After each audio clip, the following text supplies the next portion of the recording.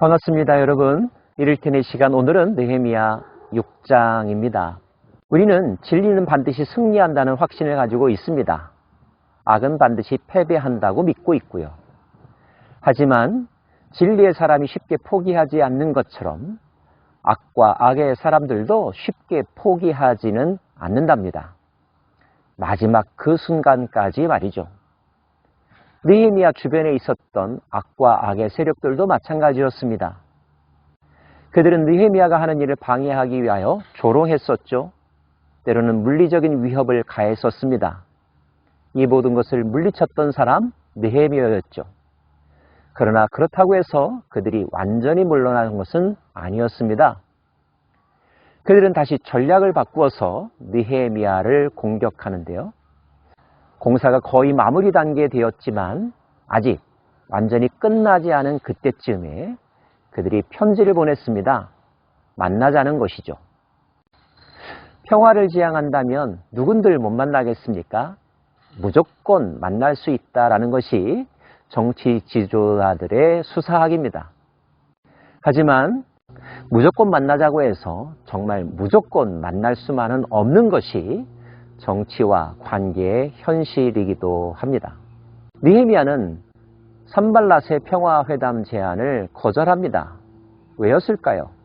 산발랏과 게셈이 내게 사람을 보내어 이르기를 오라 우리가 오노 평지 한 촌에서 서로 만나자 하니 실상은 나를 해하고자 함이었더라.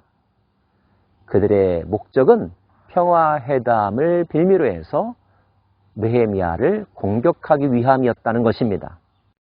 5번째 편지도 보냈었는데요. 산발랏이 5번째는 그 종자의 손에 봉하지 않은 편지를 들려내게 보냈는데 그 글에 이르기를 이방 중에도 소문이 있고 가수무도 말하기를 너와 유다 사람들이 모반하려 하여 성벽을 건축한다 하나니 내가 그 말과 같이 왕이 되려 하는도다. 또 내가 선지자를 세워 예루살렘에 너를 들어 선전하기를 유다의 왕이 있다 하게 하였으니 지금 이 말이 왕에게 들릴지라. 그런즉 너는 이제 오라 함께 의논하자 하였기로. 언뜻 보면 산발랏은 이러이러한 소문이 있으니 이 소문의 오해를 풀어야 하지 않겠느냐. 내가 도와주겠다. 함께 만나자. 이렇게 제안한 것이죠. 근데 이 제안의 편지를 이른바 정상 간의 편지임에도 불구하고 밀봉하지 않고 오픈된 상태로 보내었습니다. 왜 그랬을까요? 그 편지를 누군가가 보았다면 그는 어떤 생각을 했을까요? 아하, 느헤미야가 페르시아 왕에게 모반을 저지르고자 성벽을 재건하기 시작했구나 라고 하는 소문을 기정사실화하는 거죠. 느헤미야도 이 제안을 받아들여서 만났다면 그가 이런 소문을 사실로 인정했다라는 것을 전제로 합니다. 이것은 느헤미야의 본심도 아니었고 사실도 아니었죠. 산발랏은 교묘하게 느헤미야를 함정에 빠뜨리려고 하는 것이었습니다. 느헤미야가 어떤 사람입니까? 그는 지혜로운 사람이고 정치력이 대단한 사람이었습니다. 그는 이 함정에 빠져들지 않았습니다. 내가 사람을 보내어 그에게 이르기를 내가 말한 바 이런 일은 없는 일이요 내 마음에서 지어낸 것이라 하였나니 이는 그들이 다 우리를 두렵게 하고자 하여 말하기를 그들의 손이 피곤하여 역사를 중지하고 이루지 못하리라 함이라. 느헤미야는 단호하게 거절합니다. 그리고 그는 하나님께 나아갑니다. 이제 내 손을 힘있게 하옵소서 하였노라. 짧은 한 구절이지만 이러한 기도는 느헤미야가 중요한 결정을 할 때, 커다란 위협 앞에 있을 때 반드시 가졌던 하나님과의 시간이었고 하나님 앞에 드렸던 기도였습니다. 하나님, 내게 지혜를 주십시오. 하나님, 나에게 힘을 주십시오. 적들이 포기하지 않고 있습니다. 여러 가지 가면을 바꿔 써가면서 내게로 다가오고 있습니다. 분별하게 해주십시오. 물리치게 해주십시오. 이것이 느헤미야의 기도였습니다. 느헤미야가 이렇게 기도할진대 저와 여러분이 기도하지 않고 이 험난한 세상을 살아갈 수 있을까요?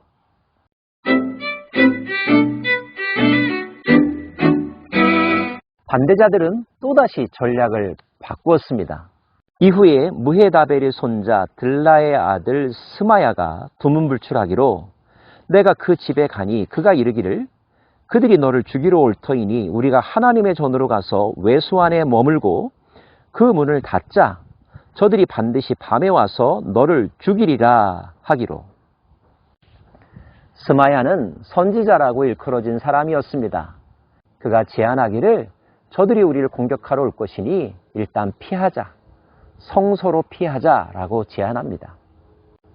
성소라는 말만 들어도 우리는 거룩한 마음, 신앙적인 마음, 그리고 뭐든지 다 옳다는 생각이 들죠. 게다가 그 말을 선지자라고 일컬어지는 사람이 제안했으니 당연히 따라야 할 것입니다. 하지만 웬일인지 느헤미야는 이 제안을 거절합니다. 내가 이르기를 나 같은 자가 어찌 도망하며 나 같은 몸이면 누가 외소에 들어가서 생명을 보존하겠느냐. 나는 들어가지 않겠노라. 웬일입니까? 느헤미야가 하나님의 말씀을 거역한 것입니까? 언뜻 그래 보입니다. 때문에 이렇게 반응하는 것은 느헤미야에게도 결코 쉬운 것이 아니었을 것입니다. 그럼에도 불구하고 느헤미야가 이렇게 반대 의견을 분명히 한 이유는 무엇이었을까요? 깨달은즉 그는 하나님께서 보내신 바가 아니라 도비아와 산발랏에게 뇌물을 받고 내게 이런 예언을 함이라. 그들이 뇌물을 준 까닭은 나를 두렵게 하고 이렇게 함으로 범죄하게 하여 악한 말을 지어 나를 비방하려 함이었느니라. 느헤미야는 스마야의 예언보다 그 예언 너머에 있는 실체를 꿰뚫어 보았습니다.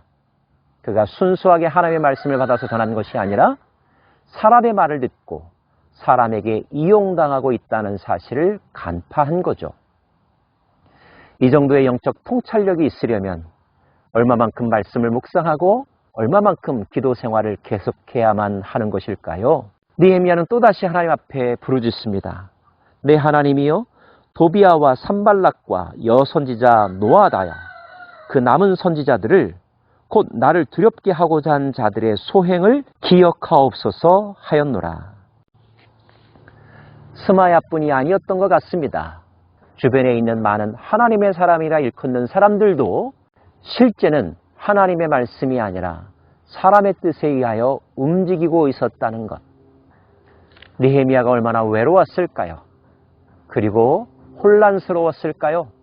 그래서 느헤미야는 누구도 통하지 않고 하나님께 직접 기도하며 하나님의 음성과 계시를 구했던 것입니다. 사랑하는 여러분, 우리가 어려울 때일수록 주변에서 많은 사람들이 이런저런 조언들을 합니다. 하나님의 뜻이라고 이야기하면서 하나님의 음성을 들었다고 말하면서 다가오는 사람들도 많이 있죠. 그런데 여러분, 무조건 들어서는 아니 될 것은 그들이 때로는 하나님의 음성을 들은 것이 아니기 때문입니다. 자, 그러려면 저와 여러분에게 무엇이 더 필요할까요?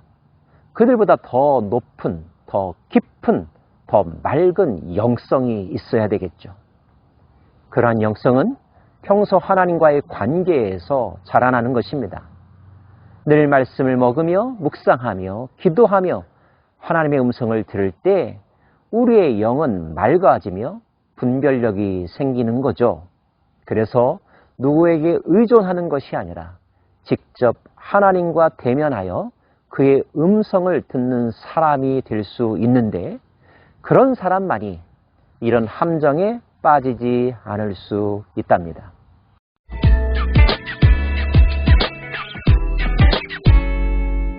조롱과 협박과 회유와 속임수도 이겨냈던 느헤미야. 그러면서도 한 손에는 칼을 들고 한 손에는 망치를 들고 백성들의 아픔과 괴로움도 살펴가면서 솔선수범하여 지도에 앞장섰던 느헤미야. 그 모든 수고의 결과는 무엇이었을까요? 성벽 역사가 52일 만인 엘룰월 25일에 끝남에 우리의 모든 대적과 주위에 있는 이방 족속들이 이를 듣고 다 두려워하여 크게 낙담하였으니 그들이 우리 하나님께서 이 역사를 이루신 것을 알미니라. 52일 만에 성벽 재건이 완공되었다는 것, 짧은 기간일까요? 긴 기간일까요? 아주 초고속도로 빠른 시간 안에 완공된 것입니다. 이 짧은 기간이 우리들에게 주는 메시지는 무엇일까요? 이것은 사람의 힘으로 가능한 것이 아니었다는 거죠. 물론 느헤미야와 그의 백성들이 집중하였습니다. 마음과 뜻과 정성을 다하였고 모든 우선순위를 뒤로하고 성벽 재건하는 데 앞장섰죠. 집중력이 이것을 가능하게 만들었습니다. 그러나 그것만으로도 안 되는 것이 세상에는 많지 않습니까? 그렇기 때문에 우리는 부정할 수 없는 하나님의 손길, 하나님의 특별한 은혜를 발견하게 됩니다. 말씀도 분명하게 말하고 있습니다. 세상 사람들이 혀를 내두르며 인정했다고요. 와, 이것은 사람이 한 것이 아니다. 하나님이 하셨다라고 말입니다. 성경을 통하여 우리는 하나님이 가장 관심을 가지시고 듣고 싶어하는 고백이 무엇인지를 이미 알고 있습니다. 바로 하나님이 하셨다는 거죠. 하나님의 은혜로 되었다라고 하는 고백을 하나님은 가장 기뻐하십니다. 그럼에도 불구하고 왜 우리를 부르실까요? 하나님의 일에 우리를 동역자로 기회를 주시는 것입니다.